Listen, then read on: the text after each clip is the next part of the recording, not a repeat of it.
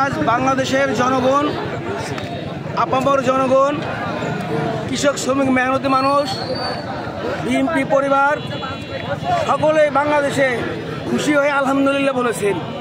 আপনারা জানেন শেখ হাসিনা বাংলাদেশের হাজারো মায়ের কোল খালি করেছে, হাজারো ভাই বোনকে বিনা অন্যায়ভাবে স্নাইপার দিয়ে, বন্দুক দিয়ে, যেইভাবে রাইফেল দিয়ে ওপেন গুলি করে রাস্তায় মেরে ফেলেছে পাখির মতো, তার সাজা, তার বানানো ট্রাইব্যুনালে আজ রায় হয়েছে।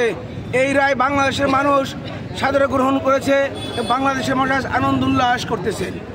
আপনারা জানেন শেখ হাসিনা বাংলাদেশ থেকে যেভাবে অন্যায় অবিচার করে পালিয়েছে, যেভাবে খুন করে পালিয়েছে, অর্থনীতিকে ধ্বংস করে পালিয়েছে, আইনের শাসনকে ধ্বংস করে পালিয়েছে, কোর্ট কাছারি শেষ করে দিয়েছিল, এক না এক তন্ত্র কায়েম করেছিল শেখ হাসিনা।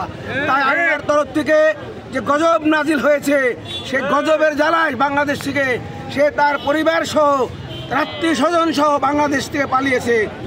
আপনারা জানেন শেখ হাসিনা পালিয়েছে বিদায় এখন সে দেশের বাইরে বসে এই বাংলাদেশকে অস্থিতিশীল করার জন্যে, নৈরাজ্য করার জন্যে যেভাবে সে তার গুন্ডা বাহিনী দিয়ে, হেলমেট বাহিনী দিয়ে রাস্তায় টায়ার জ্বালিয়ে এবং জানমালের ক্ষতি করার চেষ্টা করতেছে, পায়ে তারা করতেছে, আমরা বিএনপি পরিবার ঐক্যবদ্ধভাবে প্রতিহত করতেছি। আপনারা জানেন লাস্ট 3টা দিন রাত আমরা ঘুমাইনি, রাস্তায় পাহারা দিচ্ছি।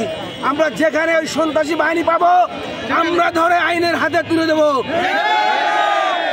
কঠোরভাবে দমন করবো ইনশাআল্লাহ।